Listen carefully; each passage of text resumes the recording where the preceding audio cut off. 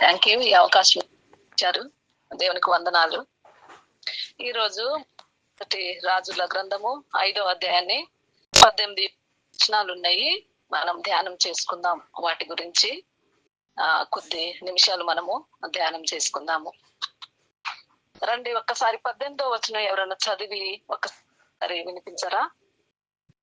ఇలాగూ సొలొమోను పంపిన వారిని గిబ్లీయులను హిరాము శిల్పకారులను బ్రాణులను నరికి రాళ్లను బలిసి మందిరము బ్రాణులను రాళ్లను సిద్ధపరచడి.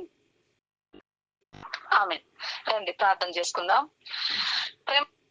పరిశుద్ధమైన నా ప్రియ పరలోకపు తండ్రి, పరిశుద్ధమైన దేవా, స్తోత్రములు స్తుతులు చెల్లిస్తున్నాను తండ్రి. మీ అపారమైన ప్రేమ చేత, కృప చేత ఎంతో ప్రేమించి దయగల తండ్రి, సజీవులు కదా మిమ్మల్ని స్తుతించేదని నన్ను మమ్మల్ని సజీవ లెక్కలో ఉంచి ఈ వరకు కాపాడుతూ వచ్చారు. అందును బట్టి స్తుతిస్తున్నాను ప్రభా. ఎక్కడో ఉన్న మమ్మల్ని సమకూర్చి ఈ సమయంలో ప్రభా ఈ యొక్క ఫోన్ ద్వారా నా తండ్రిని ప్రార్థన గోపురంలోనికి చేరి కూడి రావటానికి కృపను స్తుతిస్తున్నాను. స్టార్టింగ్ ప్రేయర్ లోను, స్టార్టింగ్ ప్రార్థనలోను, పాటలోను ప్రభా దయగల తండ్రి, చదవబడిన లేఖన సత్యంలోను, మరి స్పెషల్ డేగా తండ్రి నాయన, మరి నా ప్రభా నా తండ్రి మా ఉన్నారు, వారి నిమిత్తమై ప్రభా దయగల తండ్రి మరి మా ప్రేమించి ఎంతో గొప్ప దినాన్ని అనుగ్రహిస్తూ వచ్చారు. స్తుతిస్తున్నాను. ఈ దినమును చూడక అనేక మంది గతించిపోయారు, కానీ గొప్ప వారమని, మంచి వారమని, నీతి వారమని కాదు, కానీ కేవలం నీ కృపను బట్టే బ్రతికిస్తున్నారు. అందుని బట్టి స్తుతిస్తున్నాను ప్రభా. చదవబడిన లేఖన సత్యాన్ని బట్టి వందనాలు తండ్రి. ఈ యొక్క 18వ వచనంలో నరికిన బ్రాణులు దయగల తండ్రి, ఆ యొక్క మలచిన నా ప్రభా రాళ్ళు దయగల తండ్రి నా దేవా, మరి మందిరం కట్టుటకు ఏ రీతిగా దయగల తండ్రి అవి సహాయపడుతూ వచ్చారు, వాటిని ఏ రీతిగా ప్రజలు దేవా నాయన సమకూరుస్తూ వచ్చారు దయగల తండ్రి.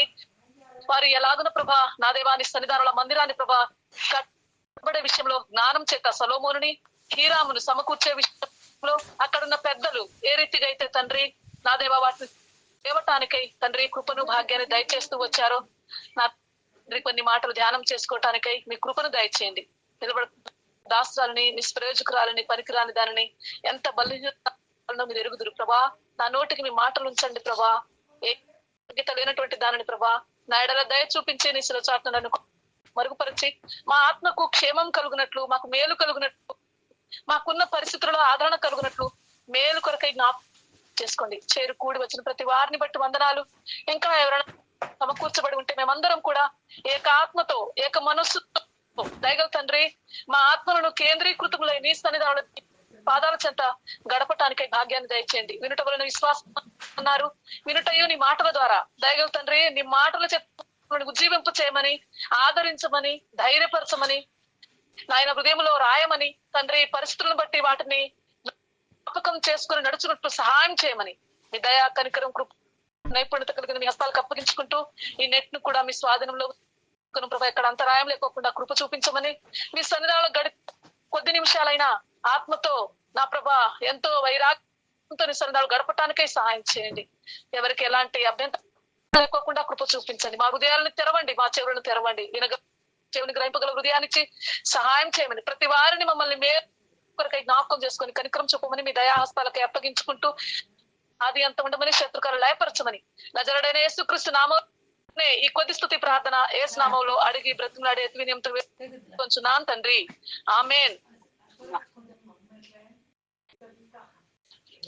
ఇక్కడ చూస్తే మొదటి రాజుల గ్రంథము 5వ అధ్యాయంలో తరువాత తూరునకు రాజైన హీరాము ఇక్కడ మొట్టమొదటి వచనంలోనే మనకు పరిచయం అవుతా ఉన్నాడు.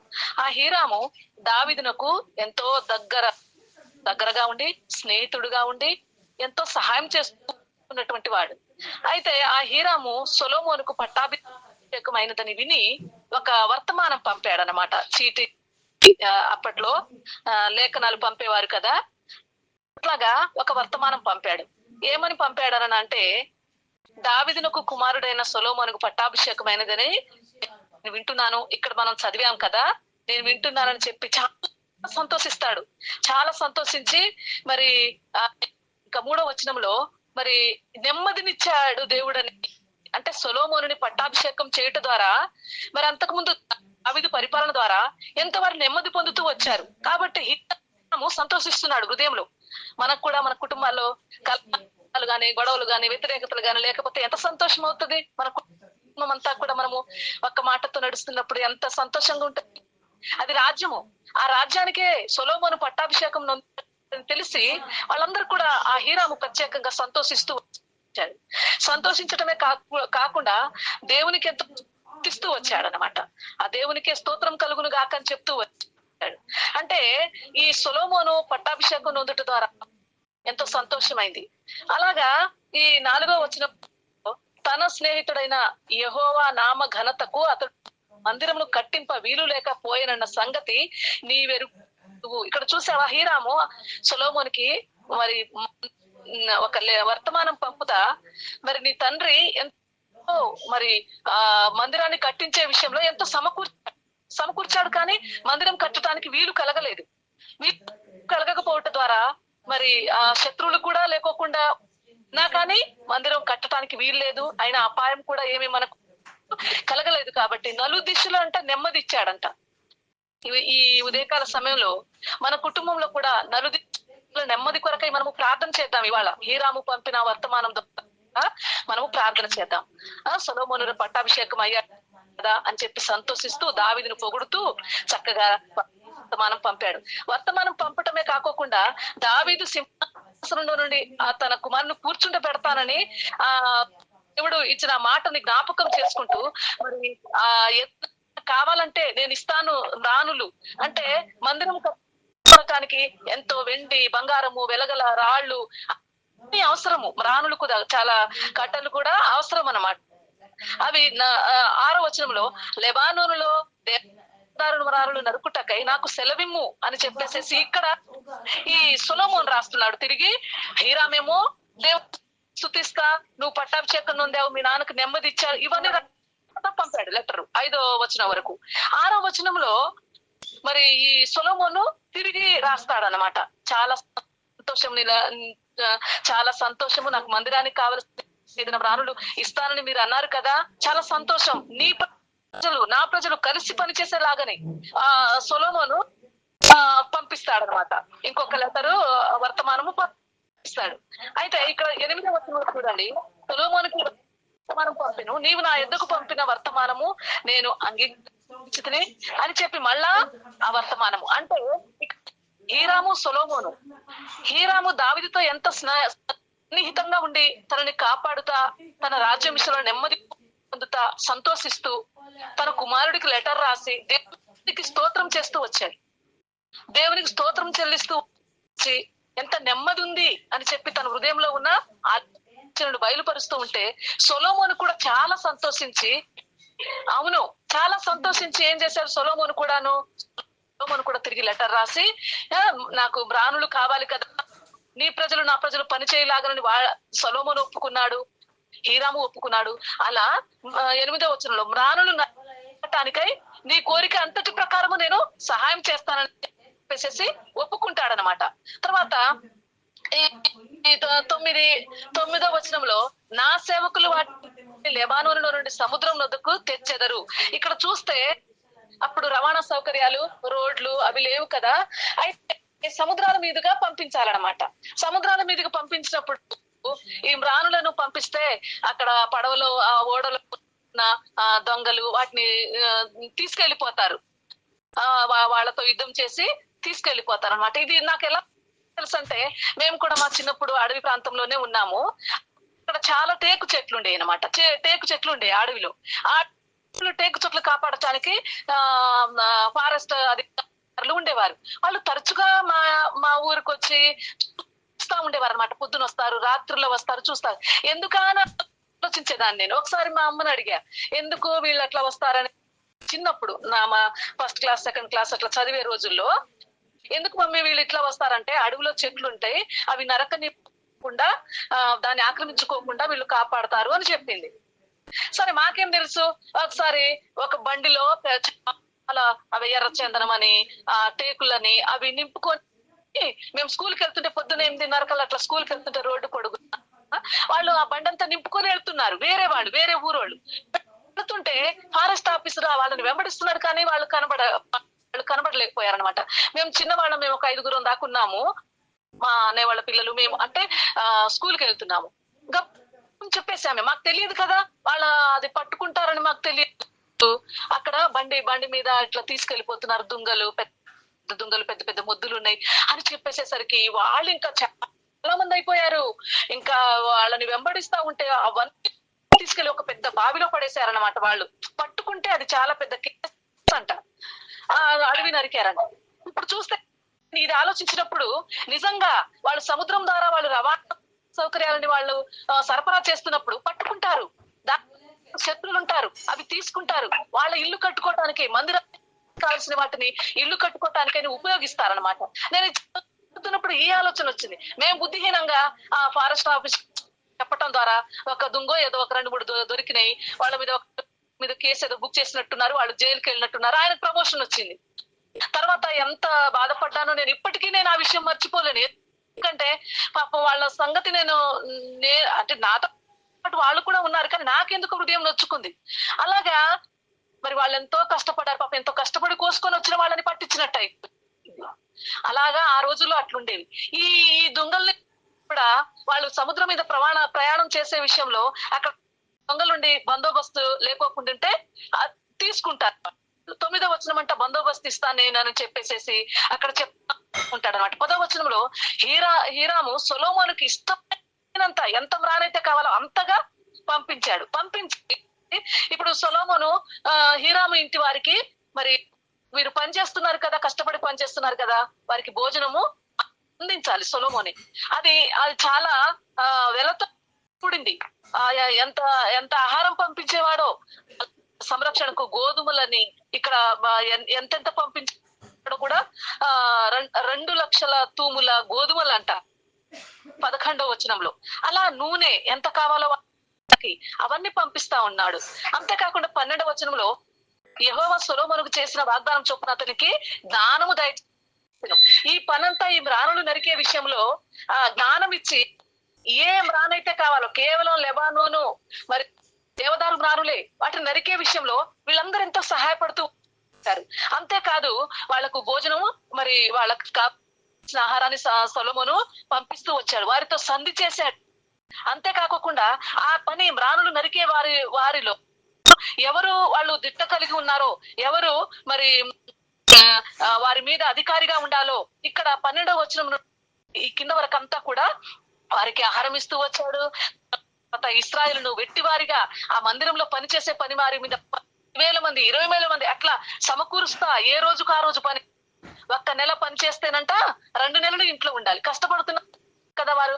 ఇప్పుడు ఇదేంటి నావిలో పనిచేసే వారు కూడా 1 నెల 6 నెలలు చేస్తే 6 నెలలు అలా ఇంట్లో ఉండిపోతారు. అంటే దీన్ని బట్టే బైబిల్లో ఉన్న ఆ వాక్యాన్ని పట్టే ఇదంతా కూడా ఏదైతే జరుగుతున్నదో ఈ లోకంలో ఇదంతా కూడా మొట్టమొదటిసారిగా ఇశ్రాయేలు ప్రజలు దేవుడు ఆజ్ఞాపించాడు, వాళ్ళు అలా చేశారు. దాన్ని బట్టే ఇప్పుడు కూడా జరుగుతుంది అన్నమాట. అయితే వారు ఎంతమంది అయితే దాన్ని మరి ఆహారం పంపిస్తా వస్తూ వచ్చాడనమాట సొలొమోను.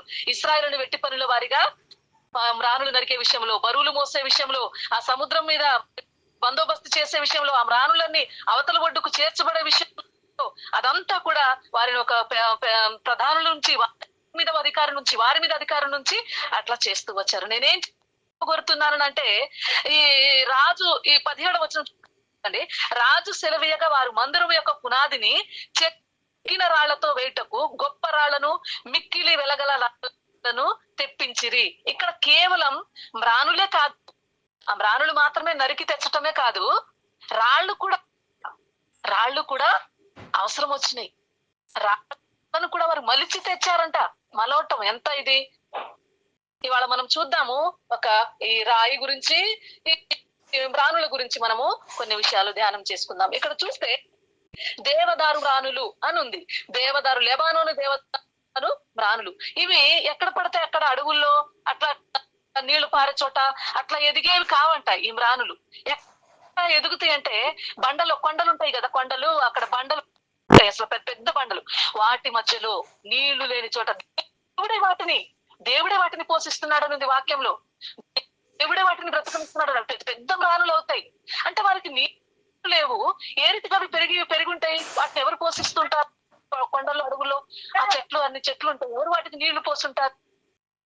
ప్రత్యేకంగా ఈ దేవదారు, లెబానోను బ్రానుకి దేవుడు ఎందుకని అంతగా ఘనతనిచ్చి పరిశుద్ధ గ్రంథంలో రాయించుంటాడు? ఒకసారి మనము ఆలోచిద్దాం రండి. ఒక వచనం చదువుకుందాము. కీర్తనల గ్రంథము 104 అధ్యాయము 16 వచనము.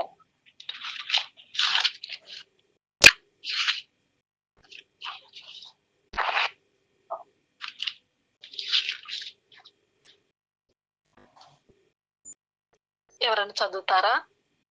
కీర్తనలు 104:16 వచనం. యెహోవా వృక్షములు తృప్తి పొందుచున్నవి, ఆయన నాటిన లెబానోను దేవదారు వృక్షములు తృప్తి పొందుచున్నవి. ఇక్కడ 16వ వచనం చూస్తే యెహోవా వృక్షములు తృప్తి పొందుచున్నవి. అడవుల్లో ఆ చెట్లన్నీ దేవుడు నాటించాడు, అవి తృప్తి పొందుచున్నవి. ప్రత్యేకంగా ఈ చెట్టు గురించే ఇక్కడ ప్రస్తాపించాడు. చూసారా? లెబానోను దేవదారు వృక్షములు తృప్తి పొందుచున్నవి. లెబానోను దేవదారు వృక్షములు మామూలు చెట్ల వల్లే అవి అవి ఆ బండల్లో నుండి చీల్చుకొని బయటకు వచ్చి పెద్ద రానుల వలె అవుతాయి. అంత విశేషం అన్నమాట వాటికి. కాబట్టి అవి కూడా తృప్తి చెందుతున్నవని దేవుడు ఇక్కడ సెలవిస్తూ ఉన్నాడు. మనం చూస్తే మన హృదయాలు కూడా దేవుని దగ్గరికి రాకముందు బండ లాంటి వారమే. ఎంత బండ! అందుకే కేప అంటాడు. మరి బండ విషయానికి వస్తే నా సంఘాన్ని బండ మీద కడతానని అంటాడు. ఇవన్నీ ఎంత కఠినమైన మన హృదయము. ఒకప్పుడు దేవుని మనము ఎరగనము, ఎంతో కఠినము. ఎవరైనా చెప్తున్నారంటే అసలు వినిపించుకోము. అలాంటి బండ లాంటి హృదయాన్ని కూడా దేవుడు మెత్తన చేసి ఈ హృదయంలో ఆయన వసించటానికి ఇష్టపడుతున్నాడు. ఈ లెబానోను దేవదారు వృక్షం దేవుడు పోషిస్తున్నాడంట. మన హృదయ విషయంలో కూడా దేవుడు ఆ లెబానోను దేవదారు కొండల్లో ఉన్న గుట్టల్లో పెద్ద ఎక్కడో బండల మీద ఉన్న వాటిని కూడా తీసుకొచ్చి దేవుని మందిరంలో కట్టడానికై సమకూర్చబడుతున్నాయి. ఇక్కడ హీరాముని, సొలొమోనుని, అక్కడున్న ప్రధానులు, అధికారులు చాలా మంది ఉన్నారు. పేర్లు మనం చివరి వచనాల్లో చదివితే అవన్నీ కూడా చక్కగా సహాయపడుతూ వారికి ఆ మ్రానులు తేవటానికై వారు కష్టపడుతూ వచ్చారు. మన విషయంలో ఎంతమంది ప్రార్థన చేస్తుంటారు? మన బండ లాంటి పాషాణ హృదయం మారటానికై, దేవుని మందిరానికి చేర్చబడటానికై ఎంతమంది ప్రార్థన చేస్తుంటారు? మనం కూడా దేవుని మందిరంలో చేర్చబడ్డాము. ఈ రోజు మనము సమకూర్చబడ్డాము. ఇలాగూ ఈ విషయంలో దేవుని ఎంతో మనం స్తుతించే వారిగా ఉండాలన్నమాట. ఇంకొక వచనం చదువుకుందాము రండి. లేవియా కాండము 4:4.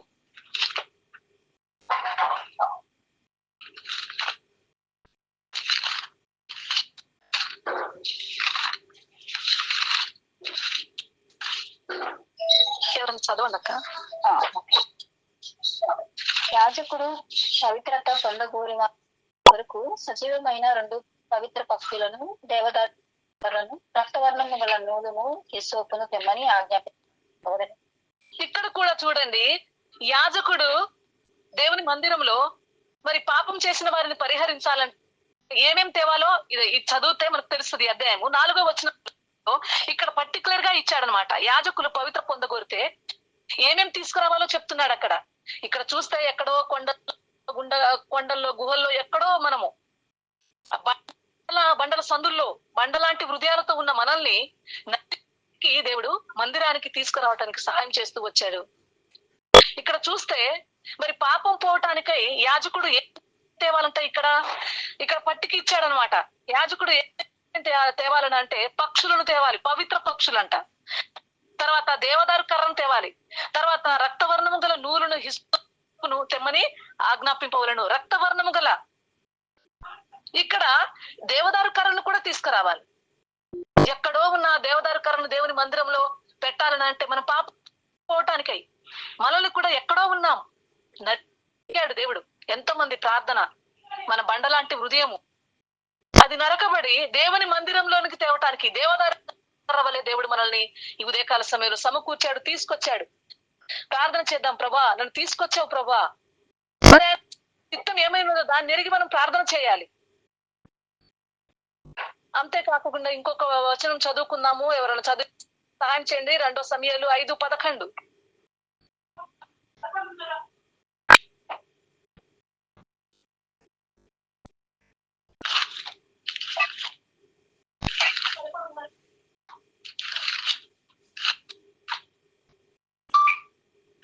తూరు రాజు హీరాము దూతలను దేవదారు మ్రానులను వడ్రంగులను కాసేపని వారిని పంపక వారు దావీదు కొరకు ఒక నగరిని కట్టించిరి.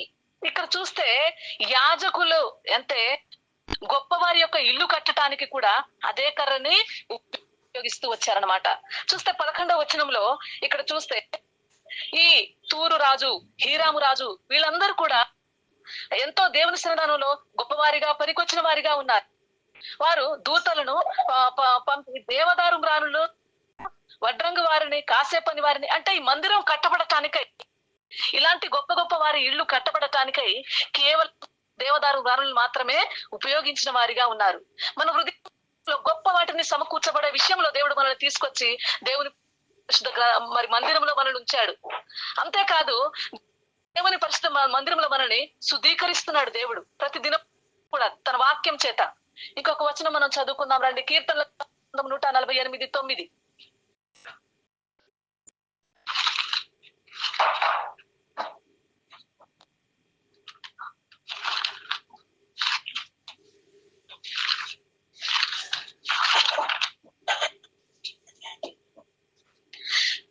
ఎవరైనా చదువుతున్నారా? సారీ, మీట్లోని చదువుతున్నాను. పర్వతములారా, సమస్తమైన గుట్టలారా, ఫలవృక్షములారా, సమస్తమైన దేవదారు వృక్షములారా.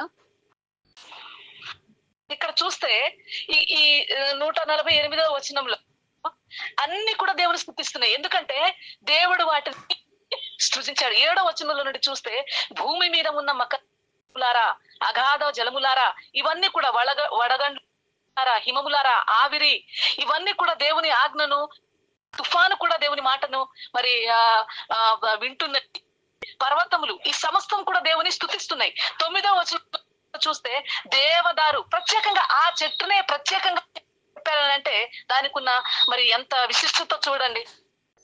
దేవదారు వృక్షములారా అని చెప్తున్నాడు. అంటే దేవదారు వృక్షాలు ఆ కొండ బండల్లో సందుల్లో అక్కడ జీవించడానికి దేవుడే వాటికి సహాయం చేస్తున్నారు. కాబట్టి మీరు కూడా స్తుతించండి అని అంటున్నాడు. ఈ ఉదయకాల సమయంలో నరకబడిన మనము దేవుని మందిరంలో ఉంచబడితే కాదు, పరిశుద్ధత పరచబడితే కాదు, మరి దేవుని సన్నిధానంలో మనము జీవించబడుతూ దేవుని స్తుతించటానికే దేవుడు మనల్ని ఏర్పరచుకున్నాడు. ప్రతి ఉదయం కూడా దేవుని సన్నిధానంలో పోషిస్తున్నాడు దేవుడు. అంతేకాకుండా ఇలాంటి వాటిని ఎక్కడ ఉంచారో ఒక వచనం మనం చదువుకుందాము. సంఖ్యాకాండము 24:6.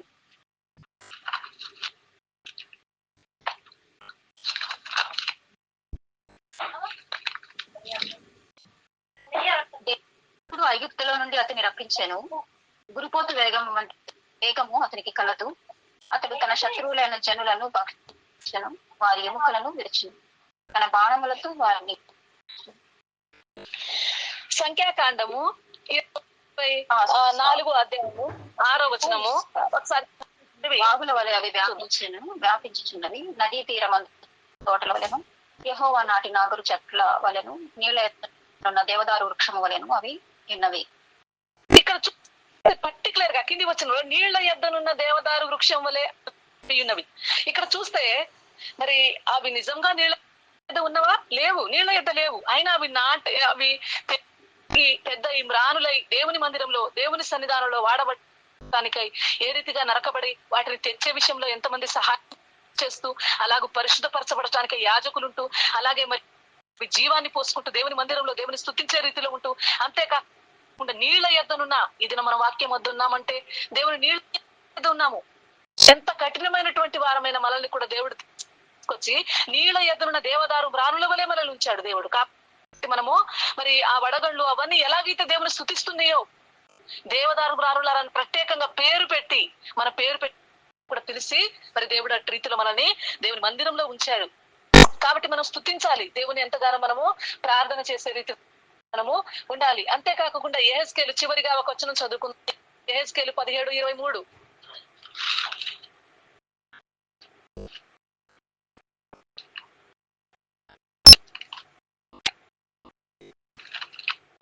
ఇశ్రాయేలు దేశంలోని ఎత్తుగల పర్వతము మీద నేను దానిని నాటగా అది శాఖలు విడిచి బహుగా ఫలించు శ్రేష్ఠ దేవదారు చెట్టగును, సకల జాతుల పక్షులను దానిలో గూళ్ళు పెట్టుకునను. ఇక్కడ చూసారా అసలు ఎంత శ్రేష్టంగా దేవుడు మనల్ని పోషిస్తూ మన పక్షంగా వాగ్దానం ఇస్తూ మనల్ని నడిపిస్తూ ఉన్నాడు. ఎంత గొప్ప దేవుడు! ఇజ్రాయెల్ దేశంలోని ఎత్తుగల పర్వతముల మీద ఉన్న దేవదారు రాణులను దేవుడు మన కోసం తీసుకొచ్చాడండి. దానిని నాటాడు ఆయనే.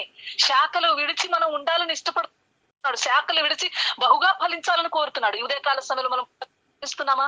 అనేకులకు ప్రార్థన చేస్తూ ఫలిస్తున్నామా? అనేకులకు ఆశ్రమిస్తూ ఫలిస్తున్నామా? అనేకులను ప్రేమిస్తూ ఫలిస్తున్నామా? శ్రేష్టమైన దేవదారు చెట్టును చూసారా? దేవదారు చెట్టుకి ఎన్నో రాణులు, శాఖలు, వాటి మీద పక్షులు వస్తాయి, గూళ్ళు కట్టుకుంటాయి. మరి దాని నీడ ఎంతో చక్కగా ఉంటది. అంటే ఎవరైనా నివాసం ఉండటానికి కూడా అది సహాయపడే రీతిలో. అట్లాగా దేవుడు మనల్ని కూడా చేస్తాయి సమర్థుడు ఆయన. కాబట్టి ఇక్కడ చూస్తే 24వ వచనంలో కూడా దాని కొమ్మ నీడను అవి దాగును. ఏవి దాగుతాయి? పక్షులు, సకల జాతుల పక్షులు. 23, 24లో ఇశ్రాయేలు దేశంలోని ఎత్తుగల పర్వతాల మీద నేను దానిని నాటగా అది శాఖలు విడిచి ఫలించు శ్రేష్టమైన దేవదారు చెట్టగును. సకల జాతు పక్షులను దానిలో గూళ్లు కట్టుకును. దాని కొమ్మల నీడను దాగును. మరియు యెహోవానగు నేనే ఘనమైన చెట్టు నీచమైనది గాను, నీచమైన చెట్టును ఘనమైనది గాను చేయువాడననియు, పచ్చని చెట్టు ఎండిపోనట్లును, ఎండిన చెట్టు వికసించినట్లును చేయువాడనియు, భూమి యందుండు సకల చెట్టుకు తెలియబడును. యెహోవానగు నేను ఈ మాట సెలవిచ్చితిని, నేనే దాన్ని నెరవేర్చెదను. ప్రతి చెట్టును కూడా ఆయన మొలిపించాడు. ప్రతి చెట్టును కూడా ఆయన బ్రతికించే దేవుడు. చెట్టు లాంటి వారమైన మనల్ని కూడా దేవుడు చెట్లతో పోల్చాడు. కాబట్టి అలాంటి వారన్న మనల్ని కూడా దేవుడు మరి మన హృదయ స్థితిని చూచి ఏ రీతిలో ఉంచాలో ఆయన అలా ఉంచటానికై సమర్థుడు. అయితే దేవుడు మనల్ని ఎక్కడో సందర్లో ఉన్న వారమైన మనల్ని అనేకుల ప్రార్థన సువార్త ద్వారా ఎదిగాడు, రక్షించాడు, దేవుని మందిరంలో ఉంచాడు, పరిశుద్ధపరిచాడు. దేవుడు దేవదారు బ్రాహ్మణుల వలె దేవుడు మనల్ని పోషిస్తున్నాడు. నీళ్ళ మనము ప్రతి దినము కూడా దేవుని వాక్యం మీద ఉండాలని, ఆయనను స్తుతించాలని, అంతేకాదు అవి అనేకులకు ఆశ్రయంగా ఉండాలని, మనం ఫలించాలని, మనం అభివృద్ధిలోనికి రావాలని దేవుడు ఇష్టపడుతున్నాడు. అలాంటి స్థితిలో మనం ఉన్నామా? ఈ రాళ్ళు కూడా 18వ వచనంలో మలచిన రాళ్ళంట. మలచిన రాళ్ళు ఇల్లు కట్టాలంటే పెద్ద పెద్ద బిల్డింగ్స్. ఇప్పుడు ఇతర దేశాల్లో చూస్తే 100, 120 ఎంతో ఉంటాయి, 300 అట్లా ఉంటాయి ఆ బిల్డింగ్లు ఒకదాని మీద ఒకటి. నేనేం చెప్పగోరుతున్నానంటే ఈ పునాది రాళ్ళు, మలిచిన రాళ్ళు కట్టడం, అవి భూమిలో కింద వాటిని ఎంతో లోతున పాతి ఎన్ని అంతస్తులు అయితే కడతారో ఆ కట్టడానికై ఈ పెద్ద పెద్ద రాళ్లను తీసుకొచ్చి మలుస్తారు. వాటిని ఏ సైజు కావాలో ఆ సైజు, ఎక్కడైతే అది ఉండాలో అక్కడ అట్లా చెక్కుతారు. మన జీవితంలో దేవుడు మనల్ని చెక్కుతున్నాడు. ఏ పరిస్థితి గుండా? కుటుంబ పరిస్థితి, భర్త ద్వారా పరిస్థితి, రోగాల ద్వారా పరిస్థితి, ఆర్థిక ఇబ్బందుల పరిస్థితి, అనారోగ్య పరిస్థితి. ప్రభా నాకేనా ఈ పరిస్థితి? ప్రభా నేను తట్టుకోలేకపోతున్నాను. దేవుడు మలుస్తున్నాడండి. మనము మలిచిన రాళ్ల వలె పునాదిగా ఉండటానికి మలుస్తున్నాడు. ప్రభా నువ్వు మలుస్తున్నప్పుడు నేను వైదొలిగిపోతున్నానా? ఓర్పు నువ్వు దేవుని సన్నిధిలో అడుగుదాం. దేవుడు మలుస్తున్నప్పుడు వైదొలిగిపోతే, అదే రాయిని చెక్కుతున్నప్పుడు అది నాకు వద్దని, ఆ రాయి గురించి ఒక కథ కూడా ఉంది. 2 రాళ్ళు ఉంటాయి, ఒకదాన్ని చెప్తున్నప్పుడు వద్దు నాకు చెక్కొద్దు, నేను తట్టుకోలేకపోతున్నాను, నాకు చెక్కకపోయినా పర్వాలేదు అని చెప్పేసేసి ఒక రాయి అంటది. ఇంకొక రాయి మౌనంగా ఉంటది. మౌనంగా ఉంటున్న రాయిని ఈ రాయి అంటదనమాట, ఎందుకు నువ్వు మాట్లాడట్లేదు? నేను ఇంతగా కొడుతున్నారు కదా, నేను ఇంతగా చెక్కుతున్నారు కదా, దెబ్బ మీద దెబ్బ, ఎంత గట్టి దెబ్బ కొడుతున్నారు కదా, నీ నుండి ఆ పార్ట్ కూడా ఊడిపోతుంది కదా, ఎందుకు నువ్వు ఓర్చుకుంటున్నావు? చెప్పు, వద్దని చెప్పు అని చెప్పేసేసి అంటా ఉంటది. అయినా గాని ఆ రాయి మౌనంగా ఉంటది, ఏమీ మాట్లాడుకోకుండా. ఆ శిల్పకారుడు చెక్కి ఒక ఆకారం వచ్చేలాగా దాన్ని చెక్కి ఒక దేవాలయంలో పెడతాడు. దాని అందరూ వచ్చి కొబ్బరికాయలు కొట్టి మరి ఆరాధిస్తారు. ఆ కొబ్బరికాయ కొట్టడానికి ఈ మలుస్తున్నప్పుడు, ఆ శిల్పకారుడు మలుస్తున్నప్పుడు వద్దు అన్న రాయినే అక్కడ పెడతారు. ప్రతి దినము వచ్చి దాని మీదే దెబ్బ పడుతుంది. అదే మలిసినప్పుడు కొట్టబడిన రాయి పూజింపబడుతుంది. ఏం చెప్తున్నానంటే, దేవుడు మనల్ని మలుస్తున్నప్పుడు శ్రమల ద్వారా మలుస్తున్నాడా? ఇబ్బందుల ద్వారా మలుస్తున్నాడా? ఏడుస్తాం, కరెక్టే, ఏడుపు వస్తుంది, మానవులం కదా. హృదయం ఎంతో బలహీనం అయిపోద్ది. ఏదైనా పరిస్థితి వస్తే తట్టుకోలేము. ఎవరైనా ఏదైనా తిడితే దేవుని విషయాలు తట్టుకోలేము. ఇంట్లో పరిస్థితి చూస్తే తట్టుకోలేము. అయినా ఏదో నేను ఇదవటమని కాదు, కానీ మన పరిస్థితిలో కూడా దేవుడు అలాగే నడిపిస్తున్నాడు. నేను కూడా సార్లు వైదొలిగిపోవాలని, ఎందుకు పరిస్థితి నాకేనా అని నేను కూడా వైదొలిగిపోయేటువంటి దానిని. ఈ మలిచిన రాళ్ళు ఏ రీతిగా మందిరం కట్టడానికి పునాదుల వల్ల లోపల కనబడకోకుండా ఉంటే ఇవి కనబడవు ఎవరికి. మన రహస్య జీవితంలో ప్రార్థన, మన వైరాగ్య జీవితం అలా ఉండాలి. దేవుడు ఈ ఉదయకాల సమయంలో మనతో మాట్లాడుతున్నాడు. మలిచిన రాళ్ళ మనం ఉన్నామా, లేదా ప్రభా వద్దు అని తప్పుకుంటున్నామా? దేవుని సన్నిధానంలో ఓర్పు సహనం కొరకు ప్రార్థన చేసి, ప్రభా నీ చేతికి అప్పగించుకుంటున్నాను, మన శక్తి ఇలాగుండాలి అలాగుండాలని పోతూ ఉంటాం. ఇలాగే మనం చెయ్యాలి, అలాగే నాకు ఇష్టము. అది జరగకపోయిందనుకో ఏడుస్తాం. ప్రభా నువ్వు నడిపించు, ఆయన చేతికి అప్పగించుకుందాం. భర్తలకు రక్షణ ఉండదు, భార్యలకు రక్షణ ఉండదు, బిడ్డలకు రక్షణ ఉండదు, బిడ్డలు మాట్లాడరు, అప్పులు, దేశంలో ఉంటాము, ఏదో ఆర్థిక విషయంలో ఇంకేదో కావాలి. ప్రభా ఈ పరిస్థితి ఉంది, చెప్పుకుందాం ఆయనకి. ప్రభా ఈ పరిస్థితి నేను తట్టుకోలేను, నేను నడవలేను, నేనేమి చేయలేను. ఆ మలచిన ఏ రీతిగా మౌనంగా ఉన్నదో నీ సన్నిధానంలో నేను మౌనంగా ఉన్నాను ప్రభా, నువ్వు నన్ను నడిపించమని ప్రార్థన చేద్దాం. దేవుడు మనల్ని ఆయన చేతిలో మనల్ని దేవుడు ఏ రీతికైనా మలుస్తానికి ఆయనకు అధికారం ఉంది, చేశాడు. ఆ దేవదారు మ్రానులను ఆయన బ్రతికించాడు. ఎవరు నీళ్లు పోసారండి ఆ కొండల్లోకి వెళ్ళి? దేవుడు బ్రతికించాడు. మనల్ని కూడా బ్రతికిస్తున్నాడు, దేవుడు బ్రతికిస్తున్నాడు. ఈ ఉదయకాల సమయంలో మనల్ని అప్పగించుకుందాం. ఇక్కడ చూడండి, చివరిగా ఒక వచనం, దేవుడు మలుస్తున్నప్పుడు మనం తొలగిపోతున్నామా? తొలగకోకుండా ఈ చివరి వచనం చదువుకొని దేవుని మనము ప్రార్థనలోకి వెళ్దాం. హెబ్రీ పత్రిక 12వ అధ్యాయము 7వ వచనము, 7, 8 కూడా చదవండి. శిక్షాఫలం పొందుటకై మీరు సహించుచున్నారు, దేవుని కుమారులనుగా చూచుచున్నాడు. తండ్రి శిక్షింపని కుమారుడెవడు? కుమారుడైన వారందరూ శిక్షలో పాలు పొందుతున్నారు. పొందని ఎడల దుర్బీజులే కాని కుమారులు కారు. స్పష్టంగా మాట్లాడుతున్నాడు ఇక్కడ దేవుడు. కుమార్తెలుగా మనల్ని స్వీకరించుకున్నాడు కదా దేవుడు. ఆయన రక్తంలో కడిగాడు, ఎక్కడో ఉన్న మనల్ని తీసుకొచ్చాడు. మరలా ఇదే వచనం ధ్యానించిన, నేను చెప్పిన టైం వేస్ట్. కానీ స్టార్టింగ్ లో చెప్పిన రీతిలో ఏ రీతిగా దేవుడు దేవదారు బ్రారులను తీసుకొచ్చి మందిరంలో పెట్టి ఏ రీతిగా మనం ఉండాలని, ఫలించాలని, అభివృద్ధి పొందాలని నీళ్ళ యొద్ద ఉంచాడో, దేవుడి మందిరంలో ఈ సంఘంలో ఉంచాడో దేవుడు, మనము అలాగూ అభివృద్ధిలోనికి రావాలని, ఏదైనా గృహ విషయంలో కానీ, వ్యక్తిగత విషయంలో, ఆత్మ విషయంలో ఎక్కడ మనం శిక్షించబడుతున్నామో ఆ విషయంలో దేవుడు మాట్లాడుతున్నాడు. మనం ఏ పరిస్థితి గుండా వెళ్తున్నాం ఆ విషయంలో మాట్లాడుతున్నాడు. శిక్షాఫలం పొందడానికి మీరు సహించుతున్నారు. కుమారులైతే మనము శిక్షించమా? కొడతాం కూడా. ఇప్పట్లో పిల్లల్ని ఏదైనా శిక్షిస్తే వాళ్ళు కొంచెం కఠినంగా ఉన్నారేమో, కానీ అయినా కానీ ఏ రీతికైనా పిల్లల్ని అంటాం, ఒరే మాటినరా, నువ్వు మంచిగా ఉండాలి అని చెప్పి కోరుకుంటాం మనం. తండ్రి శిక్షిస్తాడు కుమారుని. శిక్షించిన కుమారులు ఎవరండి? ఒక్క దెబ్బ కూడా మనకు పడకోకుండానే మనం పెరిగిపోయామా? ఇంత పెద్దోళ్ళు అయిపోయామా? దేవుడు శిక్షిస్తున్నప్పుడు మనం పోతున్నామా? అది చూసుకోవాలి మనం ఒకసారి. మనం శిక్షలో పాలు పొందున్నామని మర్చిపోకూడదు ఎప్పుడు కూడా. మనము శిక్షలో పాలు పొందకపోతే మనము దుర్బీజులమే కానీ కుమారులం కాము. ఈ ఉదయకాల సమయంలో ఏ శిక్షలో మనం ఉన్నాను దేవుని హస్తానికి అప్పగించుకుందాం. ఎక్కడెక్కడో ఉన్న సమకూర్చాడు, దేవదారు రానువులే ఉంచాడు, మలచిన వాళ్ళ చేయటానికి ఇష్టపడుతున్నాడు. ప్రతి దినము చెక్కి మనల్ని సరిచేస్తున్నాడు. అలాంటి దేవుని చేతికి మనం అందరం అప్పగించుకొని అందరం కూడా ప్రార్థనకు సిద్ధపడదాం. ప్రైజ్ ది లార్డ్ అమ్మా. ఈ రోజు మా పెద్ద పాప, తన పేరు మౌనిక, తన పుట్టినరోజు. ఆ మౌనిక కొరకు, నక్కుల రక్షణ కొరకు ప్రార్థన చేయండి. మరి నేను ప్రయాణమై వేరే ఊరు వెళ్తున్నాను. నా కోసం కూడా ప్రేయర్ చేయండి, కుటుంబం కోసము. అందరికీ ప్రైజ్ ది లార్డ్.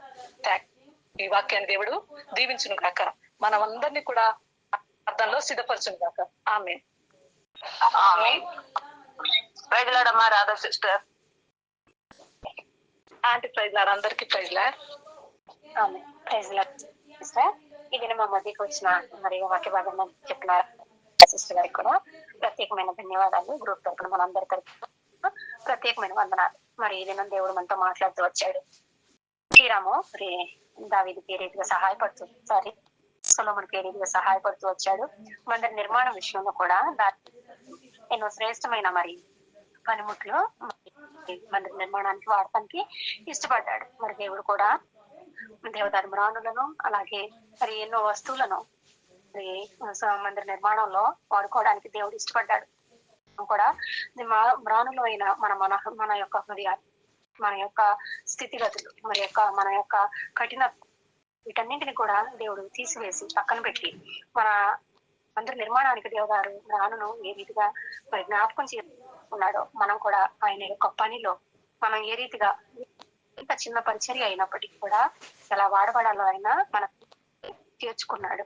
ఆయన యొక్క రక్తాన్ని కార్చి ఆయన రక్షణ మనకిచ్చి మనల్ని ఆయన యొక్క రెక్కల చాటును దాచిపెట్టాడు. మందిర నిర్మాణంలో జ్ఞాపకం చేసుకున్నట్లుగా మనం కూడా చిన్న పనిముట్లుగా ఆయన పనిలో వాడబడడానికి దేవుడు తీర్చుకున్నాడు. దేవుడు మరి శిల్పకారుడు ఏ రీతిగా చెక్కి మరి శిల్పాన్ని శ్రేష్టమైన ఒక మంచి రూపం తెచ్చేటట్లుగా ఎలా వాడుకోవడానికి ఇష్టం అందరూ చూసి ఎంత బాగుంది అనేటట్లుగా చేస్తాడో అదే రీతిగా దేవుడు కూడా మనల్ని వాక్యం ద్వారా నిర్మించుకున్నాడు, వాక్యం ద్వారా చేర్చుకున్నాడు. మరి ఈ రీతిగా దేవుడు ఆయన రక్తాన్ని కాచి మనం కూడా బిడ్డలుగా మరి విలువ పెట్టి కొన్నాడు. ఇది విన్న వారిని బట్టి మరి మనందరం ప్రార్థనలో ఏకీభవిద్దామండి. విన్న వారిని బట్టి అనేక మాటలను జ్ఞాపకం చేసుకుంటూ దేవుడు చూద్దాము. ఇది మా టీచర్స్ డే. మరి ముఖ్యంగా తల్లులందరికీ కూడా ప్రత్యేకమైన శుభాకాంక్షలు. అంటే తల్లి మొట్టమొదటి గురువు తల్లి. ముఖ్యంగా మరి దేవుడు ఎంతో జ్ఞానం ఇచ్చాడు. జ్ఞానంతో బిడ్డలను పెంచుకునే ఆ జ్ఞానాన్ని దేవుడే తల్లికి తర్వాత గురువులు. మరి అటు రీతిగా మీ అందరికి కూడా శుభాకాంక్షలు అండి. మొదటి గురువు తల్లి. ఈ కూడా జ్ఞాపకం చేసుకున్నాము. మనందరం బిడ్డల్ని కలిగి ఉన్నాము, కుటుంబాలను కలిగి ఉన్నాము. మరి ఎన్నో చెడ్డ దినాలను చూస్తూ ఉన్నాము. పిల్లలందరూ చెడ్డ మార్గాల్లో వెళ్తున్నారు. మరి మనల్ని ఏ రీతిగా చేర్చుకున్నాడు దేవుడు. మన పిల్లలు కూడా తర్వాత తరం వారు కూడా ఆయన యొక్క పరిచర్యలో ఆయన మరి ఎంత చిన్న పనైనా మన బిడ్డలు కూడా వాడబడాలి. ఆయన రక్షణ మన పిల్లలకు కూడా దయచేయాలి. ఈ మాటలు జ్ఞాపకం తీసుకున్నామండి. ప్రేయర్ రిక్వెస్ట్లు ఉంటే తెలియజేయండి.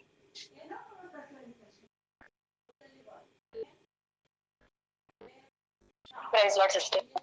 అందరికి మా చర్చ్ లో 22 నుంచి 25 వరకు VBS ఉంది సార్. ఆ VBS పరిచయం అందరికి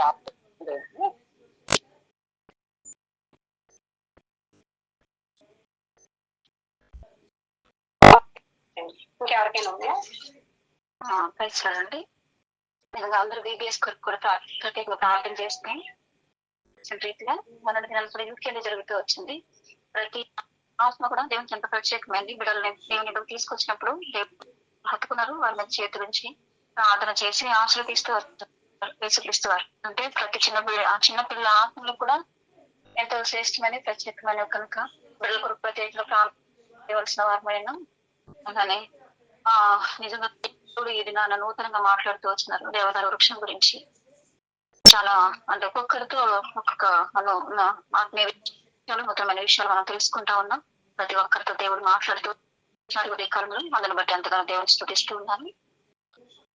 ఇంకా ఎవరికైనా ప్రేయర్ రిక్వెస్ట్ ఉంటే తెలియచేయండి. దూతక్క వారి ఎంప్లాయర్ కొరకు కూడా జ్ఞాపకం చేసుకోండి. సంపూర్ణమైన ఆరోగ్యం కొరకు ఆ ఎంప్లాయర్స్ అందరికి కూడా ఇంకా ఎవరైనా ఉంటే ప్రేయర్ రిక్వెస్ట్ తెలియచేయండి. కదమ్మా అందరికి కూడా నా హృదయపూర్వక వందనాలు. నా భర్త అయితే నూతనంగా కారు కొన్నారు. ఈ రోజు నిన్న తీసుకొచ్చేసారు. ఈ రోజు పాస్టర్ గారు తీసుకొచ్చి చేయించారు.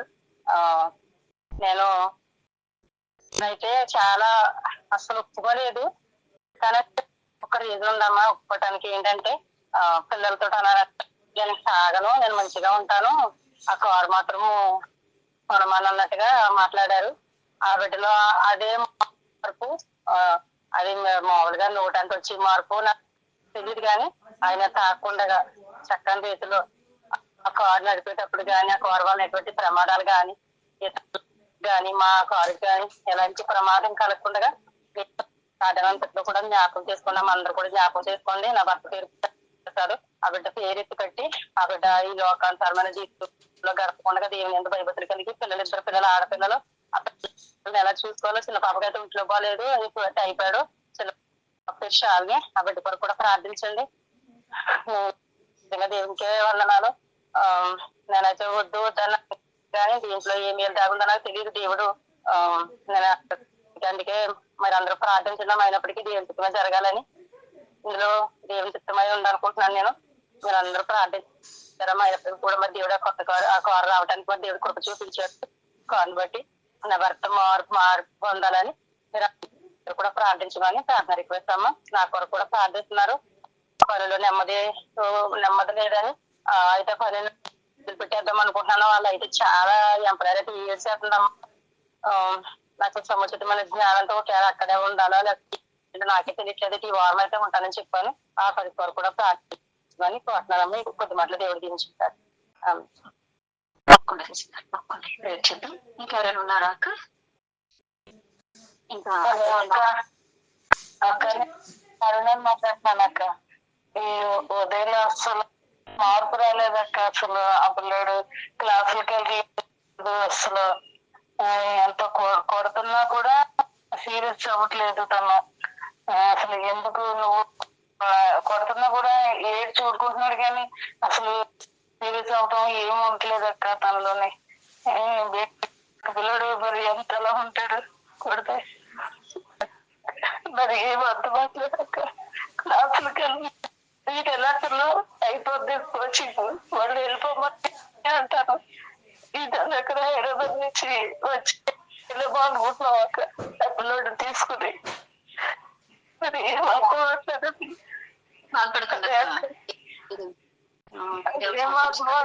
ఏమైందో పిల్లడి పరిస్థితి. క్లాస్ నుంచి పొద్దున్న బ్రదర్ చెప్తే అది రాలేదు, మీ అబ్బాయిని ఫోన్ చేస్తారక్క. ఏం అర్థమవుతుంది పిల్లడి పరిస్థితి. కొడుతుంటే ఏడ్చి ఊరుకున్నాడు. ఏం సేపు నైట్ జాబ్ చేస్తాను, ఐఎల్స్ రాస్తాను, ఐఫోన్ కొనంటే ఇలాగా డిమాండ్ చేస్తున్నాను. తీసుకొచ్చి నేను కొట్టాను. అప్పుడెప్పుడు కొడుతున్నాను. ఈ మధ్యన కొడుతున్నాను. తనకి ఏంది సీరియస్ తీసుకోవట్లేదు.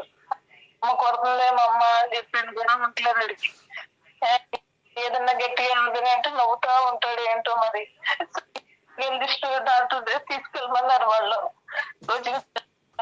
తీసుకెళ్తే ఇక్కడ హోమియోపతి వాడిస్తున్నాను అక్కడ. అదే మరి కాస్ట్లీ మందు, అది కూడా